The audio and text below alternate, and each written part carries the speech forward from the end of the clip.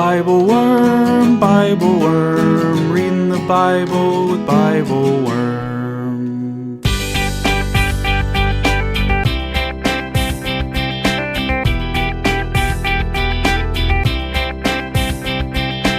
Welcome to Bible Worm, getting to the core of the biblical text.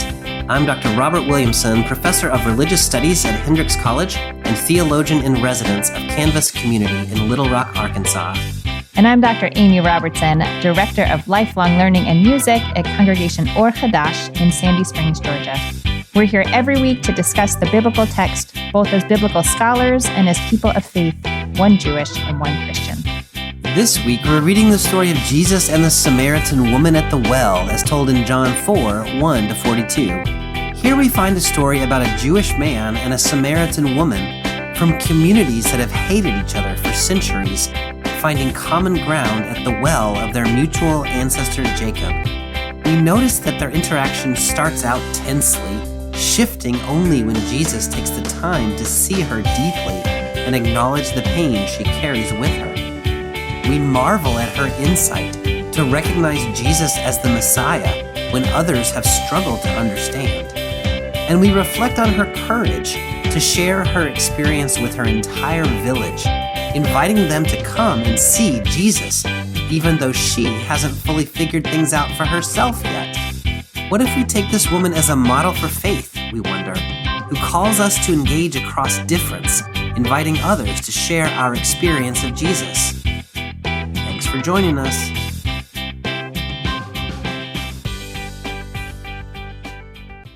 Hey, Amy, it's Bible Worm time. Hey, Bobby. How you doing? I'm good. How are things in Atlanta? Things are chugging right along in the ATL. Do you ever say Hotlanta? Oh, I feel like it's been a moment since I said Hotlanta. Maybe Yeah. to embarrass my children. Yeah. Something along those lines. That's one of those things that people who are not Atlanta people sometimes say Hotlanta, and people who are Atlanta people are like, oh my God. I know, what is I can't happening? believe you just said that. Yeah. Yeah. The ATL, that's what that's the thing. The 404. I'm in the 501, baby. In LIT. Little Vegas. Nobody has ever said Little Vegas before, I don't think, but I'm going to start to see if I can get it started. I was going to say, do people call Little Rock Little Vegas? No, only Bobby does. They call it Rocktown, River City. They don't. They do call it River City because it's right on the Arkansas River, and it was a major shipping kind of lane. That was where Little Rock comes from. There's like a rock on the bank of the river, and so they navigated by it, there's the Little Rock, and then it became a city. So we call it River City, but I don't think anybody calls it Rocktown, although that would be pretty cool. I feel like we're in an episode of The Office right now. I think actually, I have to show you something. Hey, it's a Dwight Schrute bobblehead. Hey, what are the chances? I'm sitting at my son's gaming station downstairs, so you can imagine how disgusting it is. It's really gross down here, but they were having some work done on the house, so my usual space is very noisy today. But he happens to have Dwight Schrute bobblehead, and today happened to be the day that we stumbled our way into a commentary about The Office. Yeah, the Electric City. All right. Hey, Amy, we have a lot of text today in John. It's a lot of text. 4, 1-42. And so, we can spend an hour on 6 verses sometimes. So Indeed. This could be like a 5-hour podcast. So settle in, make some cocoa, because here we go. So Jesus in this text is traveling through Samaria and has quite a famous encounter with a woman at a well there in John 4, 1-42. I think the way that I'm going to do this is just get us into the text, and then we can get some background about Samaritans as we go. Does that sound all right to you? Yeah. That sounds good. Okay, so I'm picking up in chapter 4, verse 1, and I'm reading in the Common English Bible. Jesus learned that the Pharisees had heard that he was making more disciples and baptizing more than John, although Jesus' disciples were baptizing, not Jesus himself. Therefore, he left Judea and went back to Galilee. Jesus had to go through Samaria. He came to a Samaritan city called Sychar, which was near the land Jacob had given to his son Joseph. Jacob's well was there. Jesus was tired from his journey, so he sat down at the well. It was about noon. A Samaritan woman came to the well to draw water. Jesus said to her, "Give me some water to drink." His disciples had gone into the city to buy him some food. The Samaritan woman asked, "Why do you, a Jewish man, ask for something to drink from me, a Samaritan woman?" Jews and Samaritans didn't associate with each other. Jesus responded, "If you recognized God's gift and who is saying to you, 'Give me some water to drink,' you would be asking him, and he would give you living water." The woman said to him, "Sir, you don't have a bucket, and the well is deep. Where would you get this living water? You aren't greater than our father Jacob, are you? He gave this well to us, and he drank from it himself, as did his sons and his livestock." Jesus answered, "Everyone who drinks this water will be thirsty again, but whoever drinks from the water that I will give will never be thirsty again. The water that I give will become in those who drink it a spring of water that bubbles up into eternal life." The woman said to him, "Sir, give me this water, so that I will never be thirsty and will never need to come here to draw water." Okay, I'm going to stop there as we have a little bit of a change of scene and go back to this very beginning where Jesus hears that the Pharisees have gotten notice that he's making a lot of disciples, and so he has had to leave Judea. I mean, obviously there's some kind of jealousy, some kind of threat going on there. Can you, how did you read that little bit? I mean, yeah, presumably. It's interesting. I put a little note in my text when it says in verse 3, "So he left Judea," and I was like, well, there's a lot unsaid there. Yeah. Like the so. Yeah. So of course. Yeah, as you do. So obviously he was successful in his mission, so he left. Yeah. I guess I would imagine, I don't know, I would imagine there was jealousy. I'm a little surprised it didn't say more about that, if it really sort of posed a threat at that point, unless he's really trying to sort of keep the pot at a low simmer right now, because he has, more work to do. And so as soon as you sort of are really in you have their attention, you want to leave before they start thinking too much about you. I guess that's my best read of it. Yeah, I think that makes sense. It's interesting that he was baptizing more than John, right? Not baptizing more than they were. And so it sort of pushes us back into that conversation we had a few weeks ago in John 1, right at the very beginning of the narrative section of John, where the Pharisees have sent the scribes and priests to say, "Who are you?" And there we were also kind of talking about why do they care about John so much? And now it's like Jesus is even more. And so I do think there's some kind of simmering tension here, and a question of authority, and a question of, who is spreading blasphemies or whatever, drawing people away from the path. We get this parenthetical note that Jesus' disciples were baptizing, not Jesus, which I just think is interesting. I mean, what I imagine is happening there is that you could imagine that people who claim to have been baptized by Jesus later on would think of themselves as having a higher status than people who are baptized by John or Nathaniel or, Peter or somebody like that. And so you might get this sort of well, I'm a Jesus convert versus Paul has this issue in his own time about who baptized you. And so maybe this notice that Jesus didn't baptize people is a way of saying, look, nobody was baptized by Jesus. Let's just get that out of the way. Yeah. It was the disciples who did all of it. That's how I kind of processed that. Did that go anywhere other than that or different than that for you? So I think what you're saying makes a lot of sense. And also, this little note here contradicts a note in chapter 3 of John, verse 22, where it seems to say that Jesus was baptizing people. Yeah. So I'm not sure what to make of it. I don't know it. My Jewish annotated New Testament says maybe that suggests some complexity in the authorship. Maybe there's more than one sort of hand that's reporting slightly different things here. Yeah.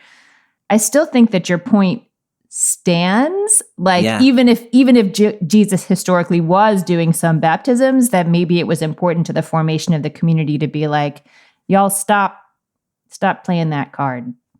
Yeah. What do you call those people on a film or on a sitcom who try to make sure that there are no inconsistencies in the plot from episode to episode? I don't The know, one I'm but I thinking know. of right now related to The Office is there's that one episode where Pam talks about how she faked illness all the time in order to not have to play volleyball in gym in the 8th grade. And then later there's a whole plot line where she played volleyball like middle school, high school, college. And you're like, oh no, there's a You're like, plot how could it be? inconsistency. Yeah, and that's there's people who like that's their job. I can't remember their name. Mhm, But mhm. but They I didn't kind of have one wonder, of like those. there is a thing here where you could have an authorship difference. John does seem to have multiple hands. There's Mhm. also a thing where the person who's writing was like, oh, here's a problem we need to correct, but then forgot Mhm. about that earlier reference or Mhm, something like that. mhm. Maybe this means the historical Jesus actually did baptize people, but that became a problematic claim later. And so now here we're trying to like disarm that claim a little bit. That's fascinating. Yeah. So this text says that Jesus left Judea to go back to Galilee. And in verse 4, he had to go through Samaria. So I want to think about the had to in a minute. But Mhm. first, I want to just think about the Samaria. Can Mhm. you fill in a little background for us about Yeah, Samaria? I can fill in some, and then maybe you can fill in more. So Samaria, like the Samaritans, were descendants of, I guess, the northern tribes that once, in 722, the sort of Right. northern kingdom and the southern kingdom. Actually, no, it was in 922, right? That they initially split. They split, yeah, sometime around then. And the northern kingdom had their own ways of worshiping. They did not send people down to Jerusalem to worship at the temple. They had their own altars. You can imagine this caused a great deal of tension between the two views about like what constitutes authentic worship. They're both intending to worship Adonai and doing it differently. And there's just nothing that causes more turmoil between two peoples than that. And so I guess what I would want to say about this text is like there's real tension and turmoil between the people of Samaria and the people of Israel, like violence between the communities. It's not just they find each other annoying. And we have seen other stories in the New Testament about Samaritans and about sort of this pathway when you're passing through Samaria and might come in contact with people that you otherwise would try to avoid. Yeah. That's really helpful. The other piece that's there, of course, is the Samaritans, as you were saying, they did worship the God of the Bible. They did hold the Pentateuch, the first 5 books of Moses, as their sacred text. They did not have the rest of the Hebrew scripture, the prophets and the writings, but Genesis through Deuteronomy, they had their own slightly modified version, but those texts were holy to them. Mm-hmm. And they worshipped on Mount Gerizim, which they, as you were saying, which they thought was a holy place. John Hyrcanus in 128 BCE, the Jewish ruler at the time, destroyed the temple at Mount Gerizim, razed it.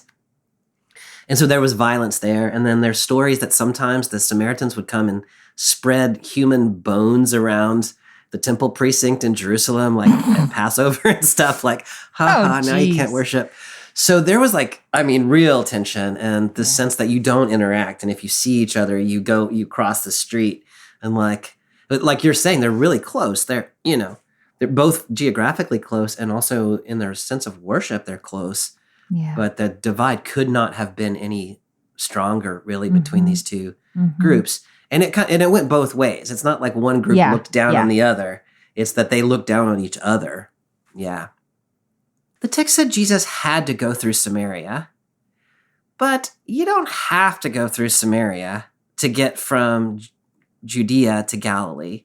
Mm-hmm. In fact, many Jews would have crossed the Jordan at Jerusalem, like at the Dead Sea, the mouth of the Dead Sea, gone up in the Transjordan and then crossed back over in Galilee precisely to avoid Samaria. This is actually the more common way to go. Yeah. And so when the text says Jesus had to go through Samaria, what does that mean? Yeah. He could have gone the other way. Right. He didn't have to in terms of that was the only way to get to his destination. We could read had to as this was part of his mission. Yeah. We could read had to as he didn't have time to mess around with this, crossing over the Jordan and doing all, Yeah. Are there other ways that you would think about had to? Yeah, to me, those are the kind of the two ways of reading it. The Greek there, instead of had to, you could translate it was necessary for him to, which makes it feel a little like less temporal or like forced and more like that first way you were describing is like there was a purpose that was necessary. And so this interaction that's about to happen was an interaction that needed to happen. Yeah. It's not just happenstance, but it was necessary for him to do this for these larger theological purposes. That's kind of how I tend to read it. Jesus sits down at a well in Samaria, which is said to be Jacob's well. I don't know about a Jacob's well. Like the one I know about that I would think of as Jacob's well was the one in Haran where he met Rebecca, which is not this one. That one's way up north. Yeah. And so... What are we talking about here? Yeah. I don't know what well they are talking about as Jacob's well. When it says in verse 5 that they are near the plot of ground that Jacob had given his son Joseph. Yeah.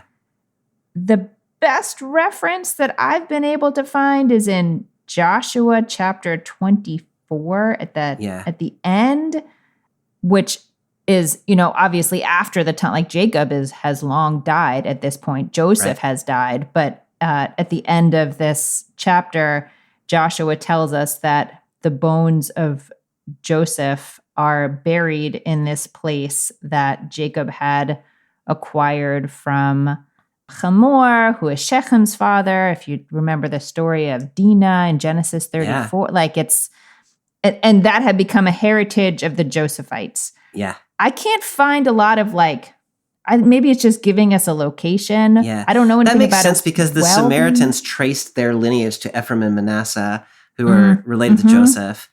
And so this is the place that Jacob left to their people. And this was a well associated with him that we don't know about from other places. But we know Jacob and we know that this was their land. And so it's interesting because it both stakes a specific claim to them, right? Like, this is the land of Ephraim and Manasseh, who are our specific ancestors. But the invocation of Jacob, of course, Israel, of the ancestor of the 12 tribes, connects all of everybody together, including the Jews in Judea. And so we've got this sort of like, we all belong to each other, but the specifics of the Samaritan lineage. I think that's exactly right. It's not the well itself that's important. It's the land on which the well is. But we need the well in order to tell the story that we're getting ready to tell. Sure. Yeah. Yes. Jesus sits down by the well. The woman comes out at noon to come to the well. They seem to be the only two there. Sometimes people will read that as the woman's at noon because she's not allowed to be there at other times of day because she's a terrible woman related to her 5 husbands. Why is noon a bad time? Because it's hot. I don't know. You're supposed to be there like first thing in the morning, last thing in the evening. You can tell by my tone of voice that I'm not much persuaded by that. People sometimes say I'm not much persuaded by that. You've been noticing John's kind of delight in times of day, like 4:00 in the afternoon or on the, did you make anything out of noon? I mean, mostly I was thinking about the fact that it was hot and this would be the time that Jesus would probably want to sit down on his journey. Yeah. Have he some really water needs some water. if it was available. There's a note also in my study Bible that maybe this is comparing the woman positively with Nicodemus who had come at night. Yeah. I don't buy that because she's not intentionally coming to Jesus. She's going to the well. Well, yeah, that's true. That is true. And she's a little suspicious of Jesus here, of course. The thing that I am maybe compelled by, I think it's worth just holding in our heads that this story can be read profitably alongside the Nicodemus story, where he comes in the night and has this interaction where he almost gets it, but seems not to. She has this interaction in broad daylight where she's going to eventually going to get what's happening. And so maybe we have this from the prologue, the light and the dark and the comprehension. And so maybe at this metaphorical level, but you're exactly right. She's not coming in the light to talk to Jesus. Yeah. She's coming in the light to the well. Right. And then she has this interaction. Right. I think I am I'm kind of persuaded by that. I thought it was funny because you were like, I don't buy it. I don't know if you could hear me, but I was like, like, yeah. No, I didn't. That's good. Yeah. So I'm kind of persuaded by that, like at a deeper, not the primary level, but at sort of a deeper metaphorical level. But I'm with you that the reason she's there is because it's noon and it's hot and Jesus is thirsty and he needs her in like a real, like there's a real need. It's not just like, oh, it's morning and whatever, I need to rinse my mouth out, but like he's thirsty. Yeah. When he asks her for water, he doesn't actually ask her for water. He sort of instructs her. Like he just says, give me water in the Greek, which sounds a little like, I don't know, pushy to me, but maybe I don't know how. I don't know what the proper way to address is. She responds by saying, wait, hang on. This is a socially inappropriate interaction, which I just think is so interesting. Can you talk to me a little bit about her objections there and why you think she makes them that way?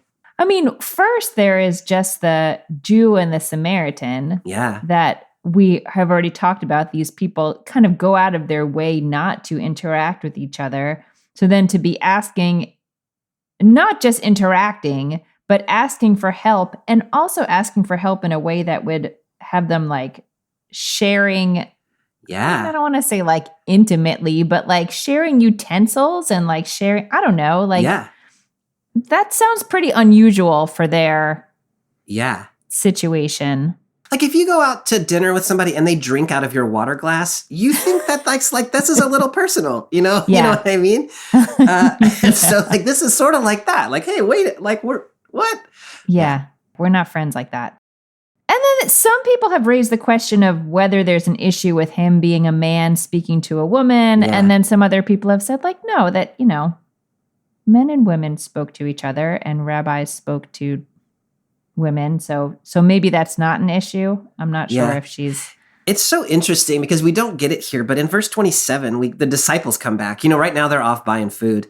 Yes. And John says the disciples were shocked that he was talking with a woman. Yeah. Not that he was talking with a Samaritan. That's true. Or even a Samaritan woman, but that he was talking with a woman. Yeah. And so the disciples have a reaction. Yeah. Whether this is John is trying to get us to have a reaction or not, I don't know. But there is something about the gender dynamic here that's a little bit unusual. But what John draws our attention to is exactly what you're saying. Jews and Samaritans don't associate with each other. It is interesting to me that her response to Jesus is like hey, let's observe our social boundaries here. Mm-hmm. And so it sort of emphasizes this, like Jesus really is crossing some both ethnic and gender boundaries that seem to be real in ways that are like Jesus isn't doing anything like problematic, but he is pushing some boundaries that other people are recognizing as boundaries. Like, wait a second, should you be doing that? Mm-hmm. And maybe, like, I don't quite know how to read her tone here, but maybe like she's not ready to cross that boundary herself. And so she's setting up a little defense. Yeah.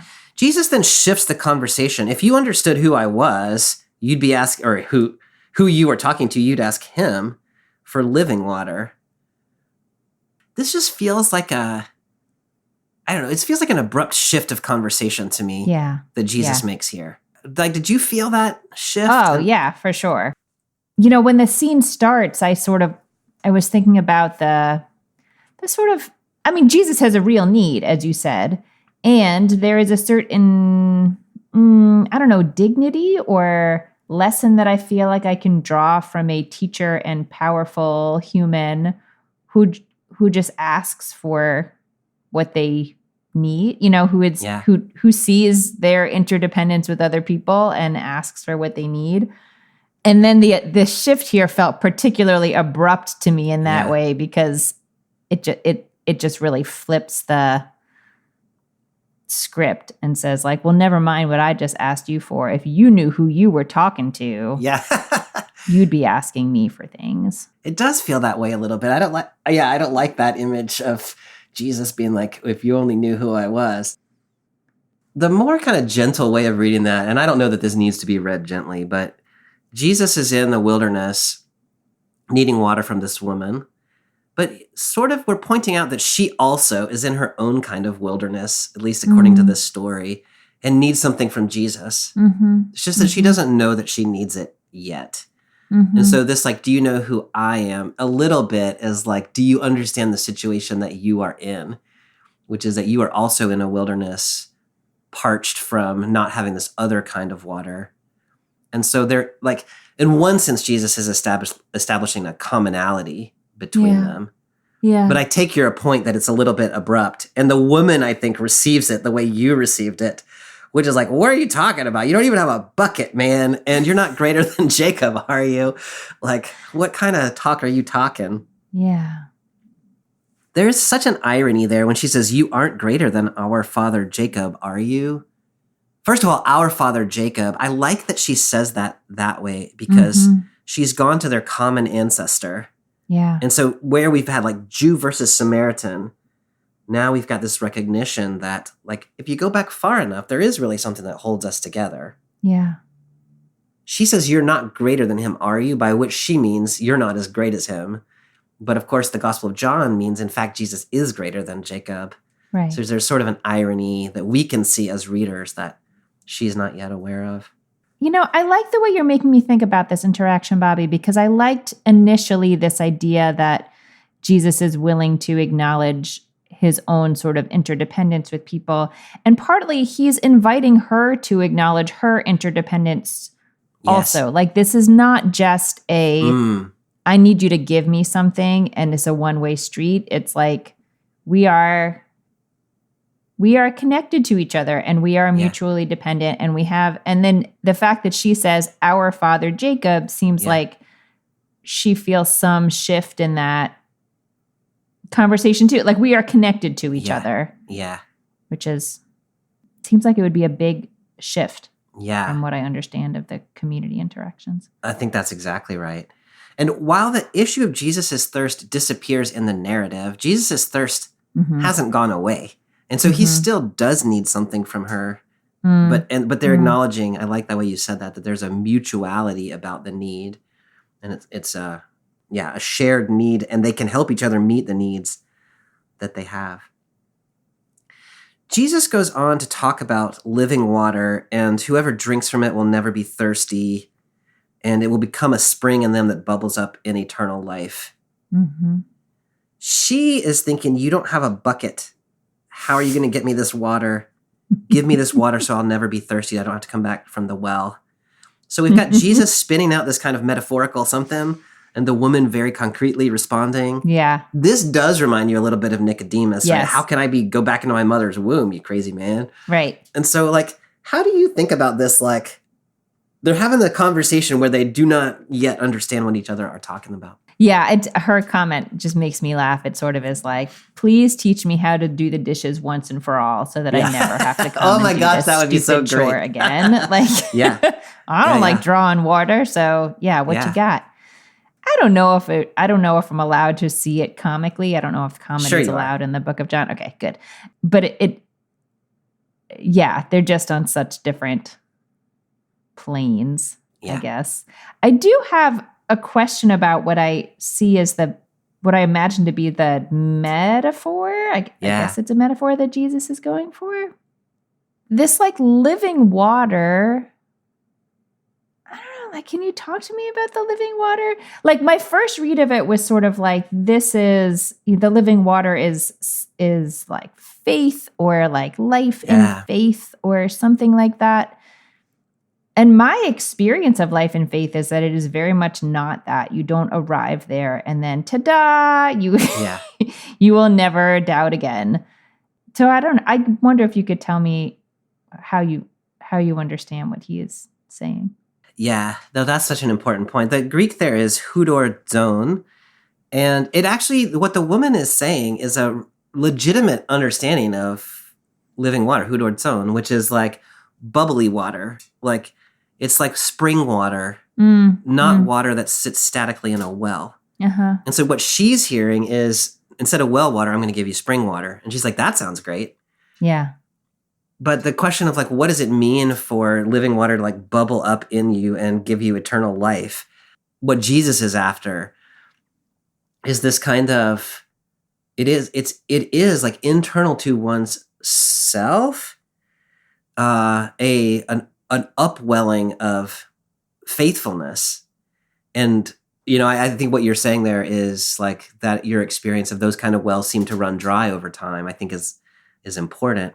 Well, the way that I read what Jesus is talking about here is probably the giving of the Holy Spirit, that I have this kind of inspiritedness that I can provide to you.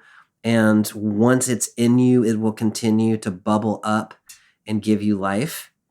And, maybe the spring of the Holy Spirit needs some tending, or maybe it needs, I was having a conversation at Canvas community last night about things related to John, and this, like, we need to continue to give testimony to each other and help each other when when we're running dry. So maybe there's a communal aspect to it as well. But I think that's what he's got in mind, is that the Spirit can give you the water of faithfulness or something like that will continue to produce of itself, maybe as long as it is well tended or something. Hello, fellow Bible worms. My name is Amy Marie Epp. I'm a pastor at Seattle Mennonite Church in Seattle, Washington. I support Bible Worm at the early worm level, $8 a month, and I consider that professional budget dollars very well spent. What I especially love about being a patron at this level is having access to those podcast episodes a week early, since I'm often working that far ahead on sermons or on worship prep. Also, by the way, I love the sticker, which I put on my water bottle immediately.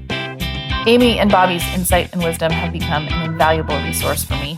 I look forward every week to hearing them chew through that biblical text together with curiosity and with humor. It feels like I'm a part of the conversation. That's why I wanted to support them in making Bible Worm possible.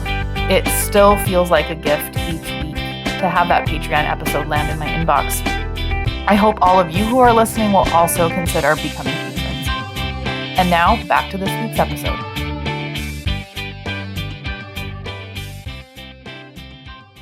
Okay, so this little unit ends with her saying, "Give me some of this water so I never have to come back here again." And then Jesus shifts the conversation rather abruptly in verse 16. Jesus said to her, "Go get your husband and come back here." The woman replied, "I don't have a husband." "You are right to say, 'I don't have a husband,'" Jesus answered. "You've had 5 husbands, and the man you are with now isn't your husband. You've spoken the truth." The woman said, "Sir, I see that you are a prophet. Our ancestors worshipped on this mountain, but you and your people say that it is necessary to worship in Jerusalem." Jesus said to her, "Believe me, woman, the time is coming when you and your people will worship the Father neither on this mountain nor in Jerusalem. You and your people worship what you don't know. We worship what we know, because salvation is from the Jews. But the time is coming, and is here, when the true worshipers will worship in spirit and truth. The Father looks for those who worship him in this way. God is spirit, and it is necessary to worship God in spirit and truth." The woman said, "I know that the Messiah is coming, the one who is called the Christ. When he comes, he will teach everything to us." Jesus said to her, "I am the one who speaks with you." Just then, Jesus' disciples arrived and were shocked that he was talking with a woman. But no one asked, "What do you want?" or "Why are you talking with her?" The woman put down her water jar and went into the city. She said to the people, "Come and see a man who has told me everything I've done. Could this man be the Christ?" They left the city and were on their way to see Jesus. So, Amy, we learn here that this woman has had 5 husbands. There is a long history of interpretation about what that might mean. Some of which is kind of blamey of her. But I'm curious, when you think about a woman, first century, who's had 5 husbands, like, do you have a sense of like what the options are about how that has come to be? Gosh, I just imagine that she has had a hard life if Yeah. she has had 5 husbands. I mean, generally the options would be that either her husbands have died or have divorced her. Yeah. And those are like, I mean, it is still today, those, death and divorce are pretty disruptive to life. And I think all the more so for a woman living in this time period. Yeah. It seems like a lot of sort of instability and sorrow, even if, sorrow before the divorce, if the marriage was bad, or sorrow after the divorce, if she didn't think the marriage was bad. I just think that I feel for her. Yeah. That is not an easy story, an easy life story. I appreciate that so much, Amy. I think the two options that you put there are the right two. If it's a matter of death, then she may be caught in a levirate marriage system. Mm-hmm. The Samaritans also follow the Pentateuch, and so when you die, your husband's brother is supposed to be responsible for you and father a child. And so she might have been sort of getting passed down through that system. She's living with a man who is not her husband, and so maybe it's that she has now come to somebody who's like, I ain't marrying you, like is taking care of her, but she might remind us of Tamar in some ways from Genesis 38 that way, like sort of stuck in that system. The other option is that she's been divorced 5 times. And one of the commentaries I was reading was saying the most likely reason that you would be divorced that many times is because you're infertile and a man wants to have a family and you can't provide it. And so once they figure that out, and so not only is the divorce painful, but also the social expectation of childbirth, the lack of a child to tend to you. And so I think your compassionate reading in one way or another is exactly right. Some people have read her in the history of interpretation as like sort of sexually, loose or whatever the term is, sort of blaming her for the situation that she's in. But I appreciate your compassionate reading. Jesus is the one who reveals this information. She just says, I don't have a husband. He says, I know, you've had 5. To which she responds, you're a prophet. Why do you think Jesus tells her that he knows this? And how does that mean he's a prophet to her? It's such an interesting interaction that, the whole thing is just interesting to me. Like Jesus says, you should be asking me for this living water. And she's like, okay, give me some of that living water. And he says, go get your husband. Yeah.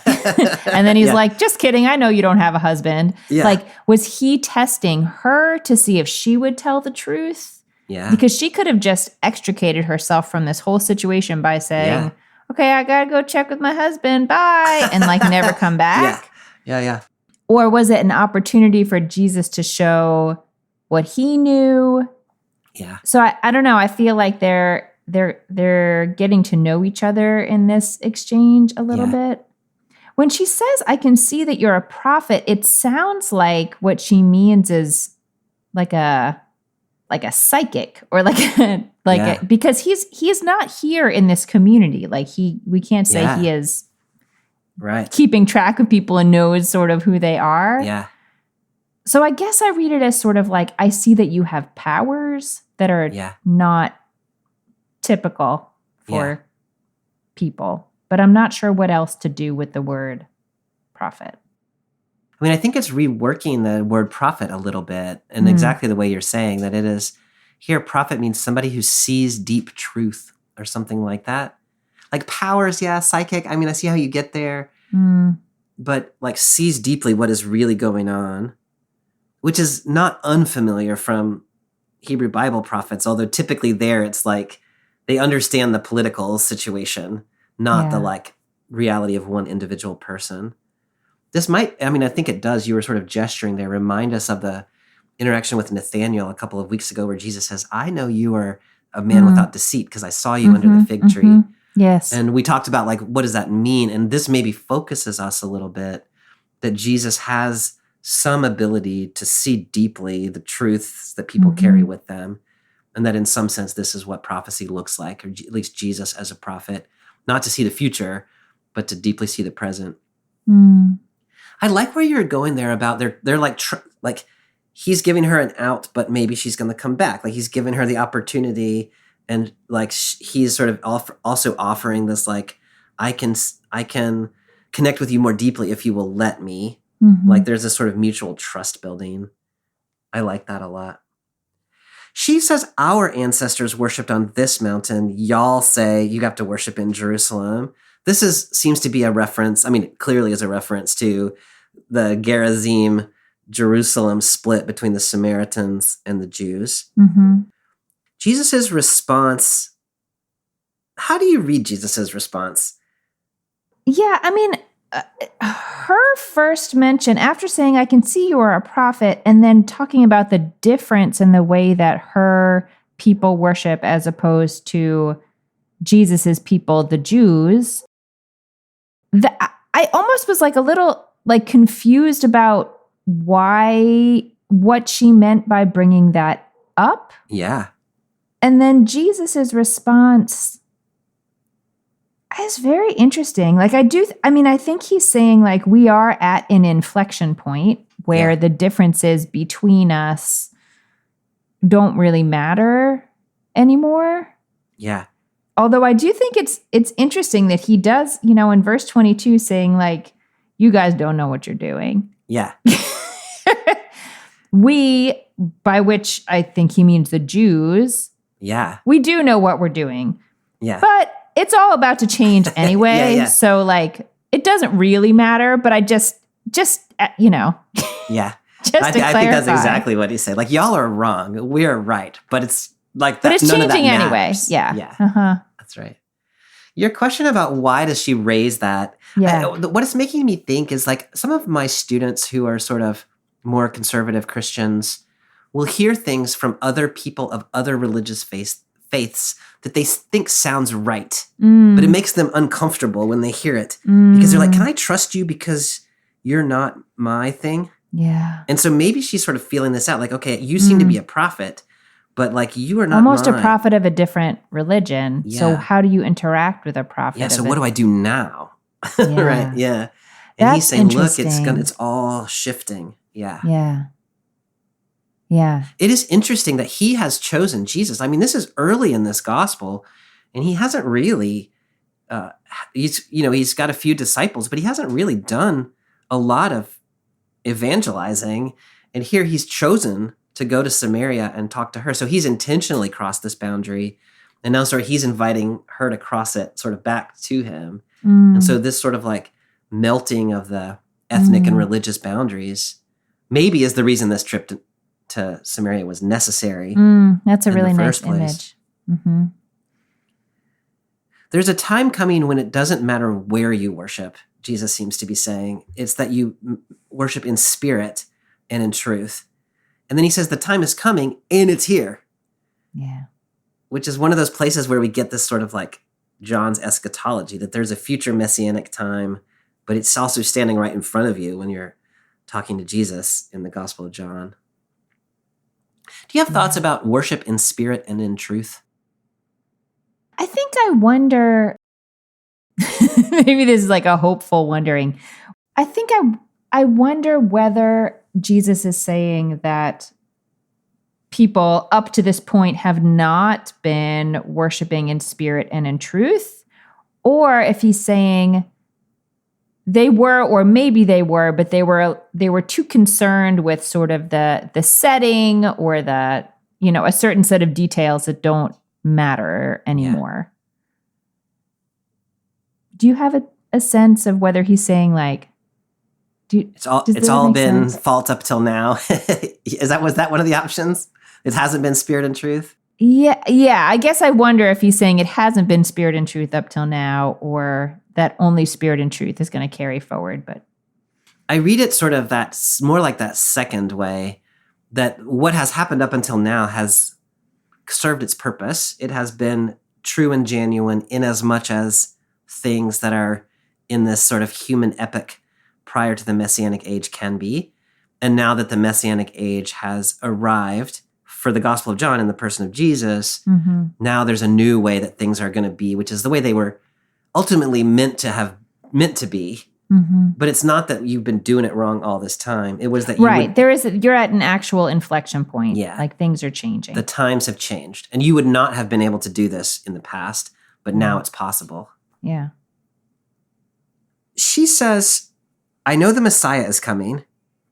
He says, and I like the CEB's translation, he just says, I am the one who speaks with you. Some translations have I am he. Yeah. Which is probably better English. But but it loses that. I was thinking about you have already drawn our attention to that connection to like the burning bush revelation of God's name, and that having I am is a much clearer call to that. Yeah. The Greek in that Exodus is ego eimi, which is also what is here, I am. And that's all it says in the Greek, ego eimi. And so you can read it as, I am the Messiah, the one who is speaking to you. Mhm. And you can also read it as, I am the one who is speaking to you, right? So Mm, God mm, is speaking to you. It captures both of those. The woman then puts down her jar, runs into the city, and says, this man has seen me. Could this be the Christ? So she has gone from, you're a Jew and a man, why are you talking to me? To, you're a prophet, to maybe you're the Mm. Messiah. Like, she has made some Mhm. moves. So she puts down her water jug and then she runs into the city and tells the people, maybe look what this man has done. Could he be the Christ? So Mhm. I'm curious, like, what do you make of that response of hers here? I mean, it's the language that she uses, this sort of like, come and see this guy, reminds me very much of the language earlier in John when Oh yeah. when Jesus just sort of invites people, like they just come and Yeah. hang out with me and see what you think. I'm not going to Yeah. explain, not going to give you a resume to start with. So I see it as sort of like a further extension out from that. Like, she Yeah. has seen something that is compelling enough, at least to raise the question for real in her mind. Yeah. And so she invites other people to come, not just to hear what she has to say. And that seems important. So in this sense, she's really sort of becoming one of the disciples. Like, I mean, what she does here is what they did in chapter 1. Yeah. And here, instead of just telling like her best friend or her sister or whatever, she's like, public, come and see. And so she becomes like one of the earliest and most, I don't know, like, prolific's the word I'm looking for, but public is what I mean. Yeah. Evangels in this early part of the gospel, this Samaritan woman that maybe Jesus should have just gone across the Jordan. Like, this is pretty amazing that she has this role here. And so meanwhile, the disciples have showed up. And so we get this little interaction between Jesus and the disciples beginning in verse 31. In the meantime, the disciples spoke to Jesus saying, Rabbi, eat. Jesus said to them, I have food to eat that you don't know about. The disciples asked each other, has someone brought him food? Jesus said to them, I am fed by doing the will of the one who sent me and by completing his work. Don't you have a saying, 4 more months and then it's time for harvest? Look, I tell you, open your eyes and notice that the fields are already ripe for the harvest. Those who harvest are receiving their pay and gathering fruit for eternal life, so that those who sow and those who harvest can celebrate together. This is a true saying, that one sows and another harvests. I have sent you to harvest what you didn't work hard for. Others worked hard, and you will share in their hard work. I mean, there's a couple of things here. Because this follows out of this woman at the well story, there's a couple of things that stick out to me. One is that she has just said, could this man be the Christ? Mm-hmm. The disciples call him Rabbi. Mm-hmm. And then they have a very similar problem to the one she had a minute ago about, like, what kind of water are you talking about? They're confused about what kind of food. Mm-hmm. Do you read this as, like, comparing them, contrasting them to the woman in some way? Oh, that's such an interesting question. I had not really, other than, everyone, they're trying to care for their teacher. And They are. Jesus is a little hard sometimes. I know, like, I really feel like if they had not brought him food, he would have been like, are you guys kidding? Yeah. Yeah. And I would really like to suggest that someone make a children's skit out of this. I have food to eat that you know nothing about. Like, you just picture a little kid who's got like cookies in their underpants or I have food that you know nothing about. That's nice that you went into town to feed me. Yeah. Okay, fine. We'll put all that aside. I don't know. I think I still struggle with this a little bit because it's not that he doesn't need food and actual water. Yes. He does need actual He food does. and actual water, but also seems a little annoyed when people are too focused on those things, I guess. I mean, what he says is, I am fed by doing the will of the one who sent me. Mm-hmm. And so on the one hand, like, that's really lovely, like doing the work, doing the mission, like that feeds my soul. Mm-hmm. But on the other hand, I take your point that you actually need actual food. Right. Like I worry that this passage might become sort of a invitation to neglect your bodily needs for the sake of the kingdom. I wonder if sort of in Jesus's own experience of this whole scene, like he starts out by asking for water. And I wonder if the woman had just given him water, if that would have been one kind of interaction, but that's not how it unfolded. So maybe Jesus started out in a place where he was tired, he's resting, it's hot, he needs water and he needs food. And the disciples go into town. But by the time the disciples get back, he is sort of revved back up into his mission. Like Jesus mode, In Jesus mode, right. And like now this woman has just, maybe recognized, or he has revealed himself as the Messiah to this woman, and she has gone back into town excitedly. So maybe he has himself shifted gears and said, like, what are we talking about? Like now I'm excited back to that mission, and who cares about my bodily needs? I like that a lot. I think one of the things that's kind of interesting to me is when we compare the disciples to the woman, at this moment in the story, she has got it in a way that they don't yet got it. Mm-hmm. And so like, it's not that she's like junior disciple or whatever. It's like right now she's the one who's out telling other people that maybe the Messiah's here, where they are saying, Rabbi, have a snack. Yeah. And this whole like the harvest thing that he brings up. I mean, there's real urgency when there is harvest that is ripe. Like you can't just leave it and go do something else for a while, or it's just going to rot on the vine. I don't know how far we want to go into that metaphor, but he feels the urgency of, of people who have to harvest quickly in a short window of time, which I think is, from my great farming experience, really how that would be. And this woman has shown herself to be ripe in a way that he may or may not have expected. I don't know. Yeah. So he wants to move with urgency. I think that's such a funny little saying. Don't you have a saying, 4 months and then it's time for harvest? Like that's not a very good saying. No, it's and not also a good saying. You can only use it at a very specific time of year. You know what I mean? Like, mark your calendar. Today's the day, what I can say. Yeah. But I do, like we were just talking a minute ago about the Messianic age, and you and I talk about this on the podcast sometimes. Like you can't, like there's a time coming where things are going to be fulfilled, like God's reign is going to be fully realized, but that time is not now. And we can use that to excuse all kinds of things. Like we can't do that now because it's not time now. Yeah. And so that like 4 months till the harvest, you're like, oh, okay, well I can't harvest today. Uh-huh. And so that urgency that Jesus sees here, like, no, it's harvest day today. And so I think also saying to me, like, hey, like you can start living out that Messianic age right now if you want to. So you don't have to wait for the harvest. You can go and do it. It's interesting because the one who is doing harvesting right now is the woman who's gone back to her village and is telling them, like, come see the Messiah. And so she's doing the thing that Jesus is wishing that the disciples were doing. This bit about other people have planted and you get to harvest. How do you read that? What's so interesting is I mentioned before Joshua chapter 24, which is not, a chapter that I spend a lot of my time reading, but it came up because they were talking about this land that Jacob had left the Josephites, where this well is.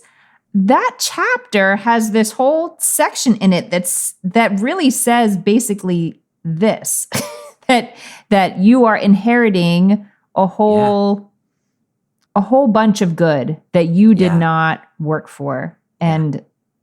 And so that therefore in Joshua 24 is like, you need to keep your eyes on God and not get in your mind that you have done these things for yourself and you can just enjoy the fruits of your labor, because it was not your labor.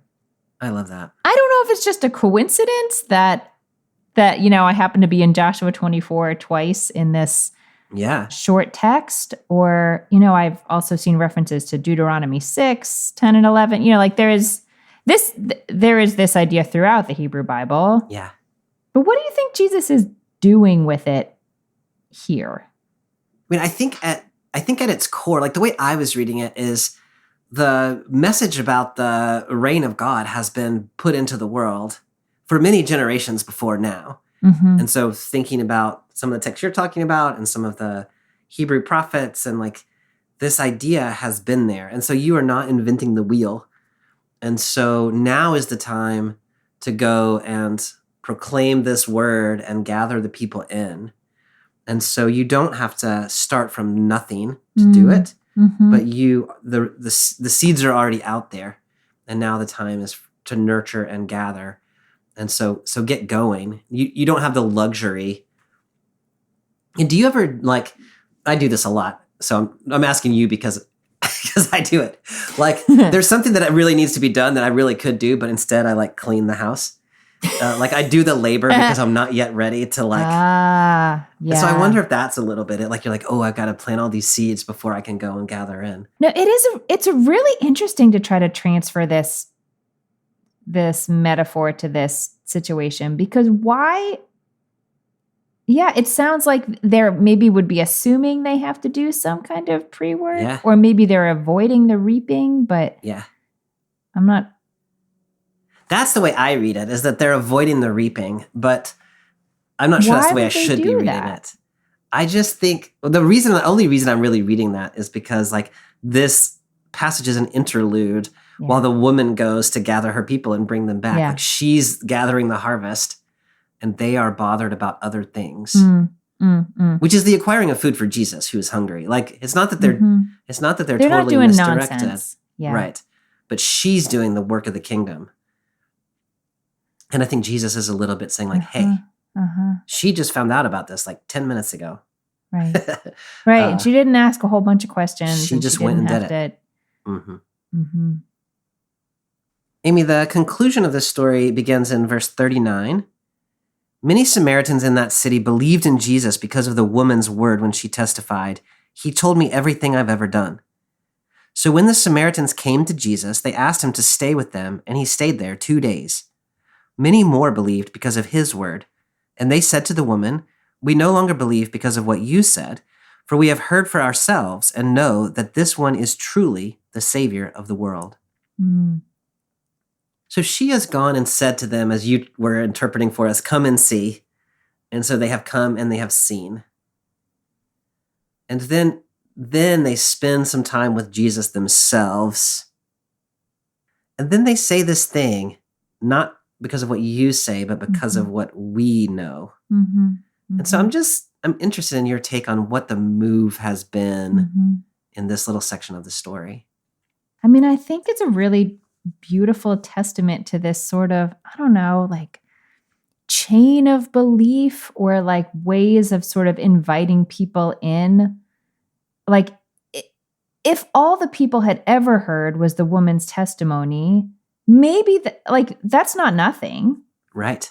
But because she acted so urgently, and because Jesus was willing to stay another couple of days, and now they have firsthand experience, that lands differently. Yeah. And so I wonder if they will be more sort of empowered or charged to go out in the world and speak themselves, because it's, I don't know, it just is, I imagine it has a different life in them if they have a more direct experience. So I don't think it's that the woman's testimony doesn't matter. Right. But I think that was what drew them in and enabled them to get even this more kind of sure footing. I just really love this conclusion, because like this story would read one kind of a way if the woman, her life was transformed and that was the end of that story. Like that would be a nice story. But the fact that she so immediately goes and like brings the other people on board and say, just come and check it out. And then they do come and check it out. And then they too find so she has brought her community along with her, and they have trusted her to come and, they didn't dismiss her. It's like, that's nonsense talk. They've trusted her and they've come along and they've taken her at her word and seen for themselves and have found a deep connection. Yeah. All right, Amy, there are many things in this text. We have been on quite a journey. We might need to sit at the well and drink some water ourselves. Mm-hmm. But instead, I will ask you, when you think about this text and the way it connects to our world today, what are you seeing? Bobby, I'm thinking about a couple of things. Maybe the relationship of the disciples to Jesus and why they have not gone out and sort of, reaped in this way that the woman does. And then the relationship of not so much the woman herself, but of the people that she brings in. On the one hand, I want to say sort of what we were just saying, that I think it's so important that you can be pulled into a relationship with God through other people's experiences, whether like an individual person who tells you, or something that you read in your prayer book, or something that you read in scripture. I think that is often the entry point and not the end point. Right. In my experience, is that it is just really hard to come to some kind of like living water situation until you've had your own kinds of experiences. But that invitation is really, it is the first step in that. And so on the one hand, I want to raise up the importance of pursuing your own experiences and paying attention to them and nurturing them. And on the other hand, I wonder if the disciples are so almost like in their own heads about it, that they want to have things so, I'm projecting here, I think, but so like figured out, like their questions so answered and feel so sure about things before they're willing to go out and sort of reap in the way that the woman has, that it sort of slows down the whole process in a way. Like if they're willing to just sort of ride their own sort of wonder and amazement and just say, come and see for yourself. Like there's not time for each chain, each step in this pathway along the way to fully understand things before they tell someone else. Yeah. And I wonder if that's something that the woman in this story is able to understand and able to do, that the disciples at this moment are not doing. I really love that, Amy. And you're pushing me back to the text in verse 29. When she goes back to her town, she doesn't say, hey, I found the Messiah. She says, could this man be the Messiah? Mm-hmm. And so she leads with a question. Mm-hmm. And so she's not all the way there yet. She hasn't, but her question is compelling enough to her to sort of invite other people into the question, which then they come pursuing the question. And I wonder, she doesn't have it all pinned down. She's not even sure she knows what she's talking about. Yeah. But she thinks she might know. I like that a lot. Yeah. And that's enough for the next thing to happen. Yeah. That's enough for the next thing to happen. So I guess that's my sort of question that I'm taking away. Like what is enough for the next thing to happen? Yeah. When can things move? Yeah. What are you thinking, Bobby? I'm thinking a lot about the division of Jew and Samaritan in this text, and the division of male and female in this text, and like who's got it right and who's got it wrong, and who's allowed to talk to whom and who's allowed to share vessels with whom. And Jesus seems intentionally in this text, like it is necessary for him to go to Samaria so he can engage these points of division and point out that there is a greater unity that is possible in spirit and truth. Mm-hmm. And so he's engaging across difference in a way that says we all belong to each other and we all can worship together in spirit and in truth. But the way that he gets there is by this deep understanding of her as a person. In his own way, what he has done is taken the time to understand what makes this person who they are and their history and their story and the things that have shaped them. And he said, I know you. And this is the thing that moves her along. It's not that he has this thing about living water. It's not this, it's that he, when she goes to her town, she says, he knew things about me. And so I think there's something about that combination of the deep knowing and the crossing of boundaries. It's not that suddenly all these things don't matter anymore. Like, let's just pretend like we're all the same. It's not that. It's let's get to know each other at a deep level and realize that we are all deeply connected in spirit and in truth, and that we can live beyond these things that divide us. And this is what the Spirit invites us to. This is what the Messianic age invites us to, is to let go of those divisions and be together deeply. I think that's just really beautiful in this text. And it makes me think all kinds of thoughts about the divisions. We said in this text that sometimes the deepest divides are between communities that are really close together. They worship the same God 50 miles apart. Right. And they hate each other. Yes. That is also true in my tradition in the modern day. People who are closest to me but do it differently than me. Sometimes there's a lot of tension. It's also there across religious divides. It's also there across gender divides. It's also there across economic divides. And I think this text is an invitation to sit down with people and get to know each other deeply and realize that there is possibility for us to all be together in spirit and in truth. Mm-hmm. All right, Amy, so next week we're going to be in John 4:46 to 5:18, where we're going to read a couple of stories about Jesus healing people. Always love a good healing story, although they also are problematic in their own ways. Both and. So I look forward to talking with you about that text next week. Yeah, I look forward to it too. Thanks for this conversation, Bobby. Bye. Bye.